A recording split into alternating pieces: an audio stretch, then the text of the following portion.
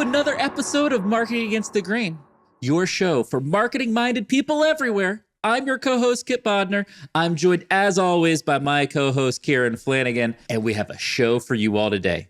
We are talking marketing lessons from MrBeast. MrBeast is one of the best creators, marketers, YouTubers on the planet. And we've got 5 amazing marketing lessons that anyone can apply in their day-to-day to get better. I am so excited. Kieran, are you ready to talk MrBeast today or what? Very ready. Okay. I know that you and I have both done our fair share of MrBeast deep dives, but I know you have a couple things that you want to share. So I wanted to turn the floor over to you to do a little breakdown of MrBeast. This is really not the video for how do I just mimic MrBeast and become a great YouTuber. This is truly for marketing-minded people who truly believe that marketing is the way that we actually get the things we want in life. And so this is how you can actually be a better marketer. And I've got 5 things that I think MrBeast does really well that anyone can integrate into their workflow to do better marketing. And so the first one I want to talk about is one of my favorite stories, because if you can get this integrated into your workflow, you're going to be much, much more successful. And that's quick feedback loops.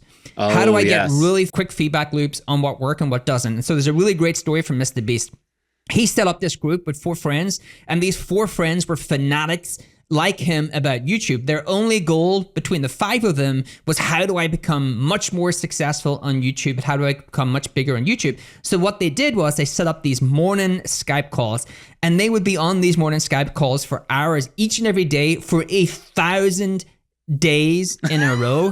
That is the grind. That is the grind I'm talking about. That's 3 years, baby. 3 years of just getting your ass kicked.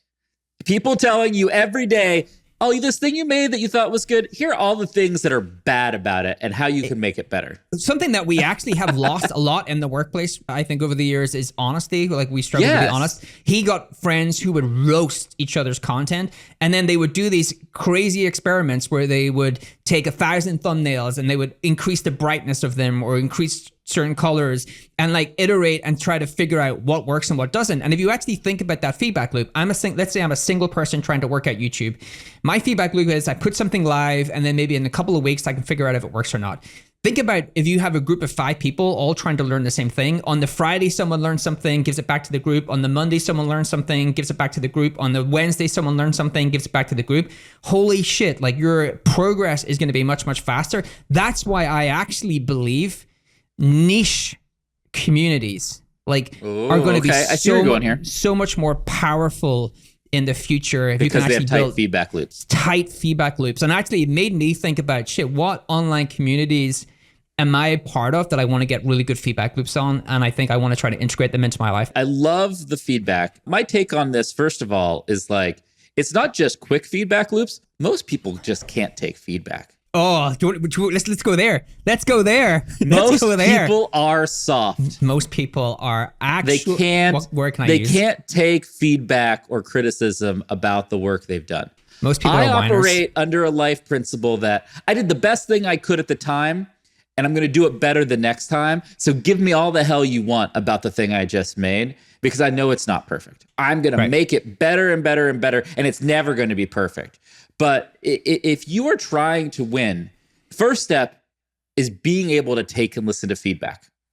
The second step actually is what you were just talking about. How do you create feedback loops to get that feedback really quickly? And feedback, by the way, happens in 2 ways. It happens qualitatively from peers or coworkers or friends, and it also happens quantitatively through the data that you see, right? Like, I've always thought, if you're a marketer, one of the best advantages you have is to work at a company that has a lot of data, has a lot of customers, prospects, and everything, because you can test and iterate on your experiments and your ideas just way faster than everybody else in the world. And your advantage in this world is learning faster.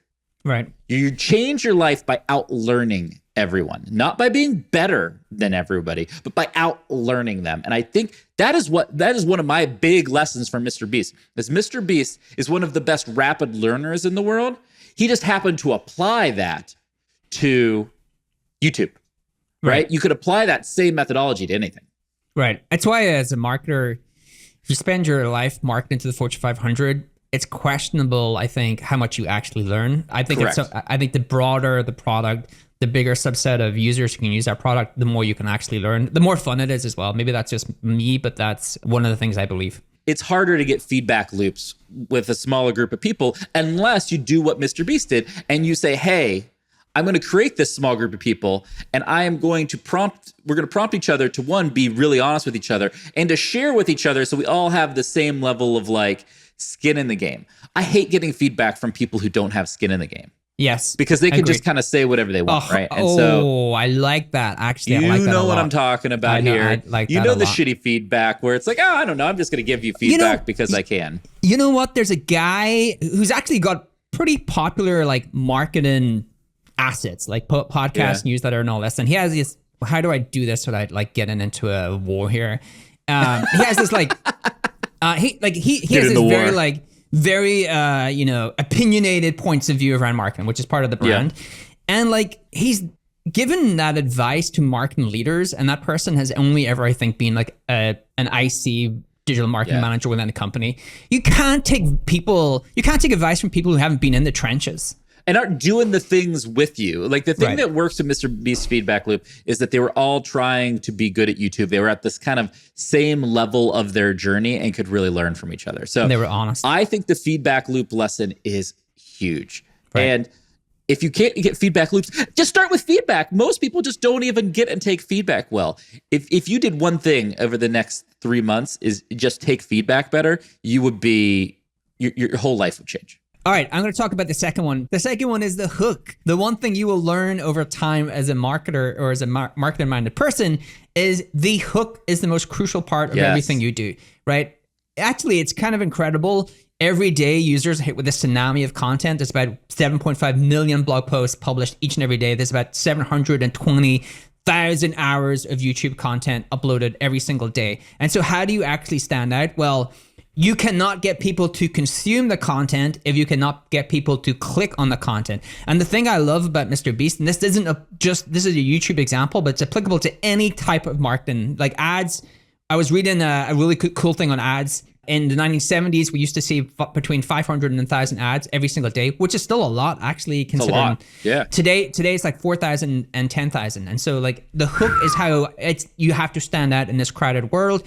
There's a really great story about how MrBeast will obsess over the thumbnail and obsess over the title. He will actually extend his shoot of whatever video he's creating by days, just to get the right thumbnail, because he truly knows that thing is the thing that has an outsized impact on anything else, which is if I don't get that part right, if I don't get that input right, then no one else is going to see the rest of the work that I've created. And the thing I take from that for everyone and and the people who are listening, I'd love to like just shoot across to you, Kipp, is one of the things that always helped me coming from my computer science background and being a really bad software engineer into an okay marketer was I would distill problems into inputs, and then I would stack rank inputs, and then I would only focus on the inputs that actually mattered, not focus on everything. And this is like MrBeast example of MrBeast saying, well, like there's all of these things that actually matter, but if I don't need the thumbnail, nothing else matters at all. Right? Like if I don't get that thing right, nothing else matters at all. For folks watching, and also hit subscribe on the YouTube channel. We'd love for you to be a YouTube subscriber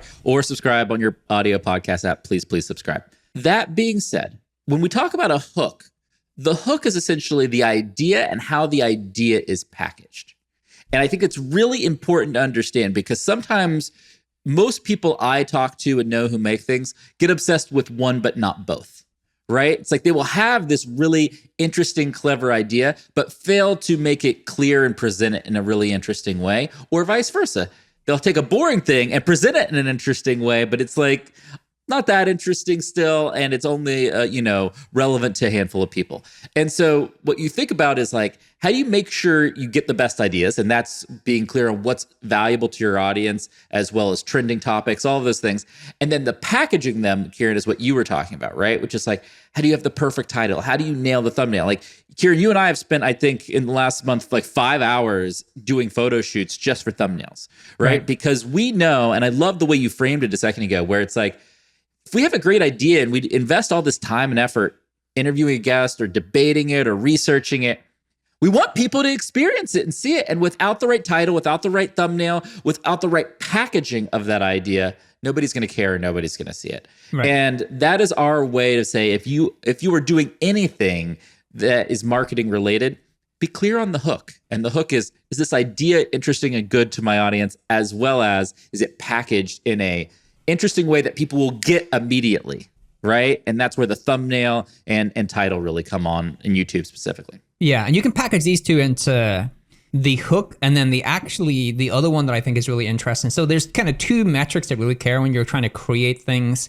to get people to consume, which is that person going to click on it to give me the opportunity to like meet their expectations? And then when I do that, can I meet and exceed their expectations? So the first part is really the hook. The second part that I think MrBeast does really well, and again, is a really great lesson for all of the marketing-minded people who want to try to get better at their craft, is to meet expectations and then exceed expectations. Yes. And so let me talk a little bit about that. So again, we'll use MrBeast as the example, but it's really applicable to anything you do within marketing, which is I've just set you up for something via an incredible hook, which is the thumbnail and the title or whatever that may be in whatever medium you're trying to do a great job of. Now I have to like make sure that you know that I've met that expectation. So if you go watch MrBeast videos, the thing you'll see in the first 20 seconds is he sets up the entire rest of that video. He does an incredible preview. He says, we've just bought 1 million balls and we put them in this pool and now someone's going to jump in and try and win $1 million, right? Whatever it may be. And so you're like instantly engaged because I've clicked on it for this reason and you just set it up and you're going to give me that payoff. And then the other thing he does is he exceeds your expectations. So he has all of these kind of like things you were not expecting throughout the video, and he teases always a big payoff at the end because he knows that his core metric is watch time, and whatever the metric for you is usually some sort of engagement metric. And so he really kind of keeps you on the edge of your seat and keeps on teasing this payoff at the end. And so if you think about that as a marketer, I'm trying to create this thing, okay, look, what's my inputs? Well, the core thing I need to do is get you to at least click on this and give me some amount of time. The next thing I need to do is like make sure you know that I'm going to meet your expectations within the first 5 to 10 seconds of you consuming that content, but I actually want you to stay engaged and I want to exceed those expectations. So I keep on teasing an incredible payoff that you did not expect when you clicked on whatever link you clicked on to consume this kind of medium from me. So you're saying the key thing you have to do is deliver on the hook, and you have to deliver on the hook immediately. Whether it be an email, whether it be an ad, whether it be a YouTube video, doesn't matter, actually. You have to say, here's the hook, which is essentially the promise. And this is how I'm going to deliver on this promise if you keep engaged and paying attention to what we're doing. I'll give you a really good example, actually. Please. It's completely different than this, but it's still applicable to people who are trying to build businesses, which is sign-up flows, right? In a bottoms-up SaaS world, you'll see a lot of these kind of, hey, sign up in less than 30 seconds. It's really easy and frictionless. And you go in and the experience is nothing like that. Like on the first screen, you're struggling to figure out like, what the hell do I do in this first screen? And I give you all of this data. It doesn't feel like the thing that you've just told me it is. And so if you're going to set someone up, you have to deliver on that instantly. And I think that's true on anything that we try to create for consumers because they have just so much more options within the marketplace today.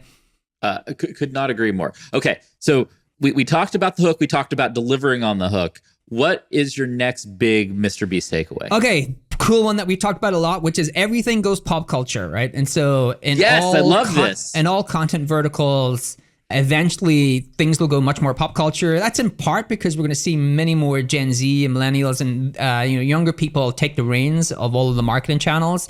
And if you look at fintech is a really great microcosm for like how this is going to look. I think fintech has gone very pop culture online. And so one of the key things you want to do is know what trends your audience are really obsessed with at the moment and how you can lead into them. So my favorite MrBeast video is a really great example of this, which is the Squid Game video, which is, I think, his most successful to date. Yeah, it is. It's awesome. But think about how quickly he turned this around. Like, it's actually mind-boggling. So the show comes out, gets popular. He says on Twitter, I'm going to recreate the entire Squid Game. Everyone's like, no, you're not. That's just totally nuts. And so what he does is over 4 weeks, he manages to get a cast of 500 people. He manages to get 500 people, contestants. He manages to recreate the entire set. And I know he has these kind of big sets dotted around the US that he uses as locations. He manages to edit the video, all of that within 4 weeks to like plug into that global trend. And it cost him $4 million to make. he had about 100 people who worked on the video. 100 people. That's like the difference, right? He has gone TV production style, and that video has to date over 257 million views. And it was a total, I remember when he released that, and everyone, like literally everyone on Twitter is like, this guy is nuts, but like good nuts. In the best way. In the best like way possible. In the best nuts. way. And like I think people found it very inspirational, like the way he was able to do that. And so like there's two things in that, which is how do I lead into trends and how do I do things in a better and differentiated way than anything else that anyone else can do? Well, I think your lead point here, which is everything's moving popular culture, and aligning what you're doing with culture is everything and will increase your relevancy, increase your engagement. Why doesn't everybody do it? Is then the follow-up question to that, right? Like, well, duh, like, yeah, that seems obvious, Kieran. Sure, I want to do that. Most people and most brands don't do that because inherently most people and brands are about themselves, right? They're self-involved. And to be about culture, you need to be about others, right? You need to be about a community. You need to be about the society in which you're participating. And that is where everybody is fundamentally falling short here. And my recommendation is to understand, what is happening in culture and how can I participate in culture? Because the reality is, most of you watching this, you're building a brand, either a personal brand or a corporate brand or what have you, that's boring. That's not good enough. And it's not good enough because you're just talking about things you want to talk about that are only relevant to you versus what is actually relevant to the world, what's actually relevant to culture, right? And right. MrBeast did a great job of saying like, the world is caring about Squid Games more than anything right now. Let me take on a big operational challenge to make that happen and to take advantage of that trend in the world. You and I even see that. We've been talking a lot more about AI recently because the world is obsessed with AI, and like people are totally like, it's our highest engagement episodes. We're seeing a ton of great results. And if you're not agile and you're not understanding what the world wants, you're just missing the entire boat on that stuff. I think a lot of the times brands don't do it because they're not that good at it, right? Like you don't want to see B2B brands come out and go, hey, like take our quiz and figure out what White Lotus character your product is. That's bullshit. I can tell you exactly. You don't think brands are very good at it? You think brands are very good at it? I don't think brands are good at it. I think the reason that they're not is not that. The reason is that process kills creativity. You need process to scale creativity, but process also kills creativity. And so what happens is a brand has a process that they have to go through. And so the two things either happen. Either it's like, well, I can't go and jump on this trend because I've got this current process of this other thing that I'm doing happening and I have to finish it. Or they say, I can't go jump on this trend because I have this process and this process takes 12 weeks. And by the time that 12 weeks is over, the trend is going to be gone. And so instead of saying, no, we have to do this in a week and we have to build a new process, they just say no, right? And over processitizing and becoming indentured to a process versus the value of an idea and the execution of that idea is why most companies, most brands fail at this stuff.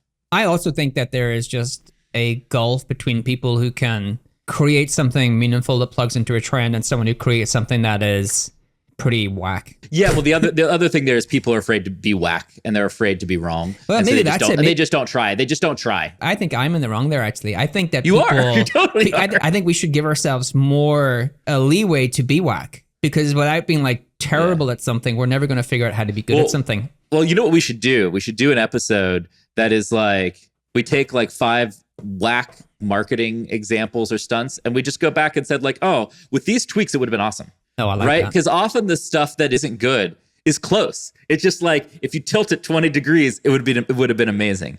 And I think we need to celebrate the people who are willing to take the risk and fall flat. So the culture and integrating with culture, MrBeast is huge at that. And I think that is a great example. Squid Game video, dope example of pulling that off. Right. And the last one is actually non-controversial and probably will take us a second to get through, but it's not a pretty good reminder, actually. I thought it was just a good reminder, good stat. It's how do I build a content engine that can scale multi-language? So MrBeast. I was going to bring this up if you were going to talk about it. This is huge. I hadn't realized that all of his growth in 2021 came from non-English, and actually a lot of it came from Spanish. And so here's what I love about MrBeast and just people like him in general. He is just like a true entrepreneur. So he was like, okay, well, 5% of the world's population speaks English, 2.7% speak English as a secondary language. So I think or 3.7. So I cover 8.7% of the population of the world in terms of English language. So I'm missing out on a big portion of my market. And so we figured out how to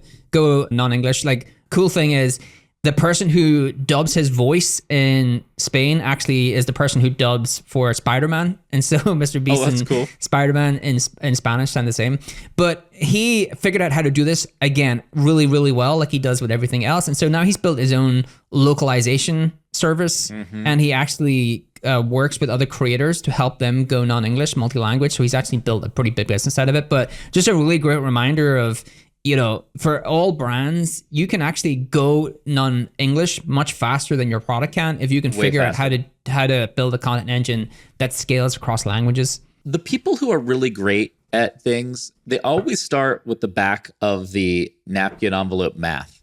And they just say, hey, here's the opportunity, of what we would need to do. It's like, I think for MrBeast, it's like, I want billions of people to subscribe to my channels. Well, that's not possible if I'm only doing it in English, right? And they just look at the facts and then they make strategic decisions based on those facts.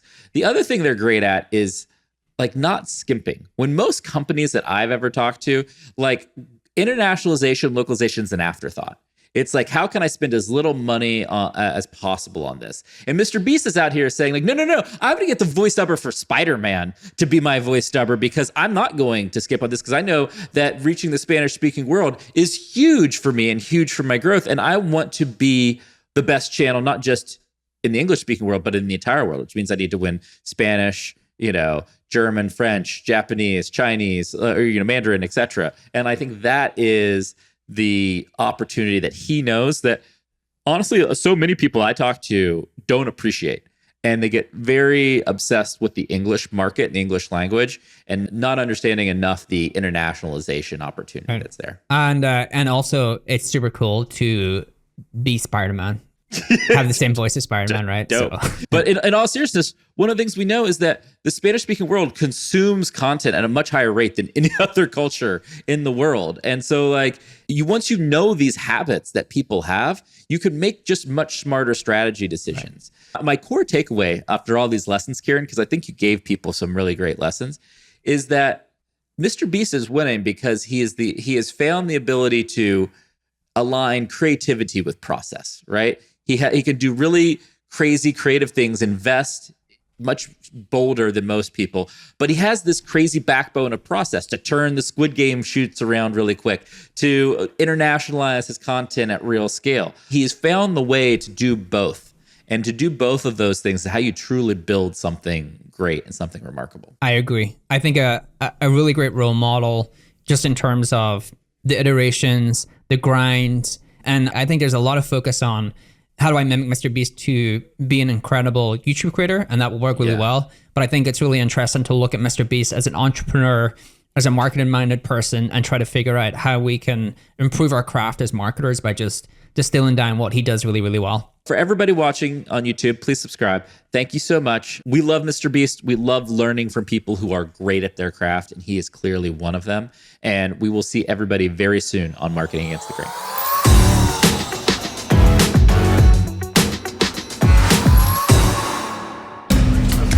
This data is wrong every freaking time. Have you heard of HubSpot? HubSpot is a CRM platform where everything is fully integrated. Whoa, I can see the client's whole history, calls, support tickets, emails, and here's a task from 3 days ago I totally missed. HubSpot. Grow better.